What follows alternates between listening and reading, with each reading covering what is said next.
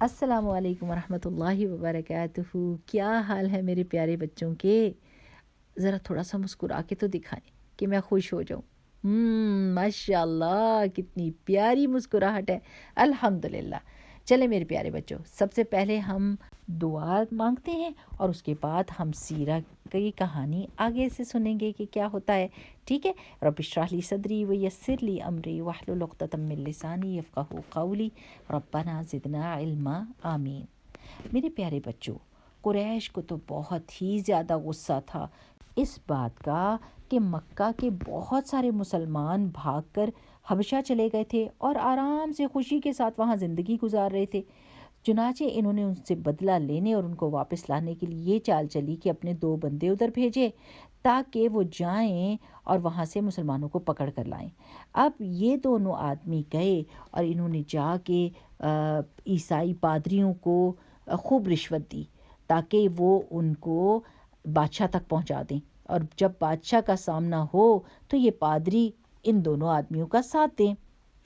اب جب یہ بادشاہ کے سامنے گئے تو بتانے لگے کہ اے بادشاہ، آپ کے ملک میں ہمارے کچھ نہ سمجھ نوجوان بھاگ کر آ گئے ہیں۔ انہوں نے اپنی قوم کا دین بھی چھوڑ دیا اور آپ کا دین بھی نہیں اختیار کیا، یعنی غصہ دلا رہے تھے اس کو، بلکہ اپنا ایک نیا دین ایجاد کر لیا ہے جسے ہم نہیں جانتے۔ اب ان کے گھر والوں نے ہمیں بھیجا ہے تاکہ ہم ان کو واپس لے کر جائیں۔ جب یہ بات پوری ہو چکی تو پادریوں نے بھی کہا کہ ہاں، ان لوگوں کو واپس بھیج دینا چاہیے، لیکن نجاشی ایک بہت انصاف پسند بادشاہ تھا۔ اس نے کہا جب تک میں مسلمانوں کی بات بھی نہیں سن لیتا تب تک تو میں کوئی فیصلہ نہیں کروں گا۔ تب اس نے مسلمانوں کو بلایا اور جب مسلمان سامنے آئے تو حضرت جعفر بن ابو طالب، کون تھے یہ؟ حضرت علی کے بھائی اور رسول اللہ صلی اللہ علیہ وسلم کے چچا زاد بھائی، یہ کھڑے ہوئے اور انہوں نے مسلمانوں کی طرف سے جواب دیا۔ انہوں نے کہا اے بادشاہ، ہم بہت جاہل قوم تھے، بتوں کو پوجتے تھے، مردار کھاتے تھے یعنی مرے ہوئے جانور کھاتے تھے، برائیاں کرتے تھے، رشتہ داریاں توڑتے تھے، اپنے پڑوسیوں سے بدسلوکی کرتے تھے، ہمارا طاقتور ہمارے کمزور کو کھا جاتا تھا، یہاں تک کہ اللہ تعالیٰ نے ایک رسول کو بھیجا جو بہت ہی اچھے نسب کا یعنی اچھے خاندان کا تھا۔ سچائی، امانت اور پاک دامنی کی وجہ سے ہم سب ان کو جانتے تھے۔ اس نے ہمیں اللہ کی طرف بلایا جو ایک خدا ہے کہ ہم اس کی عبادت کریں اور بتوں کی عبادت چھوڑ دیں جن کی عبادت ہمارے آباء و اجداد کرتے تھے۔ اس نے ہمیں سچ بولنے کا حکم دیا، امانت داری کا حکم دیا، رشتہ داروں اور پڑوسیوں کے ساتھ نیک کام کرنے کا حکم دیا، برائی چھوڑ دینے کے لیے کہا۔ اسی طرح حضرت جعفر نے رضی اللہ تعالیٰ عنہ نے اور بھی بہت ساری اچھی باتیں بتائی جو انہوں نے رسول اللہ صلی اللہ علیہ وسلم سے سیکھی تھی۔ نجاشی نے حضرت جعفر رضی اللہ تعالیٰ عنہ سے کہا کہ قرآن کا کچھ حصہ ان کو سنائیں۔ حضرت جعفر رضی اللہ تعالیٰ عنہ نے بہت ہی عقل مندی کے ساتھ سورہ مریم شروع کی، جس کے بیچ میں حضرت مریم علیہ السلام اور عیسیٰ علیہ السلام کے بارے میں باتیں ہیں جو عیسائیوں کی دلچسپی کی تھیں۔ تو حضرت جعفر رضی اللہ تعالیٰ عنہ نے سورہ مریم سنائی۔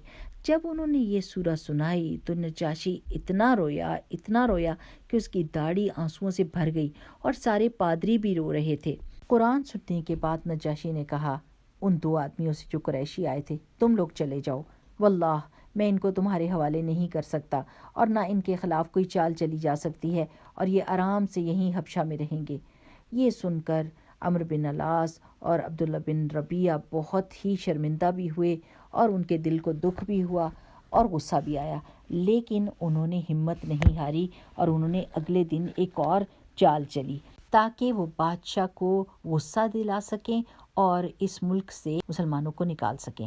یہ باتیں ہم اگلے سبق میں پڑھیں گے، لیکن ابھی ہم دیکھیں گے کہ سیرہ کا جو حصہ آج ہم نے پڑھا ہے اس سے ہم نے سبق کیا سیکھا۔ میرے پیارے بچوں، سیکھنے کی بات یہ ہے کہ ہمارا ایمان ہمیں یہ سبق دیتا ہے کہ ہم ہمیشہ سچ بولیں، ہمیشہ سچ بولیں۔ جب ہم سچ بولتے ہیں تو ہمارے میں اعتماد آتا ہے اور اعتماد کے ساتھ ہی ہم بہادر ہو جاتے ہیں، ہم کسی سے نہیں ڈرتے سوائے اللہ سبحانہ و تعالیٰ کے۔ اب دیکھیں کہ جعفر رضی اللہ تعالیٰ عنہ نے کتنی عقل مندی کے ساتھ قرآن پاک کی وہ آیات ان کو سنائی جس میں حضرت عیسیٰ علیہ السلام اور حضرت مریم علیہ السلام کے بارے میں سچ باتیں تھیں۔ وہ سچ بول رہے تھے اور وہ بالکل نہیں ڈر رہے تھے، ان میں اعتماد بھی تھا، ان میں سچائی بھی تھی، ان میں ایمان بھی تھا، اور ان میں بہادری بھی تھی۔ میرے پیارے بچوں، یہ ساری وہ خصوصیات ہیں جو ہم آپ میں دیکھنا چاہتے ہیں، اپنی نئی نسل میں دیکھنا چاہتے ہیں۔ یہ باتیں ہم تبھی سیکھ سکتے ہیں جب ہم سیرہ پڑھیں، ٹھیک ہے نا؟ چلیں اگلی دفعہ تک کے لیے اجازت دیجیے۔ سبحانک اللہم و بحمدک، نشہد ان لا الہ الا انت، نستغفرک و نتوب الیک۔ السلام علیکم ورحمۃ اللہ وبرکاتہ۔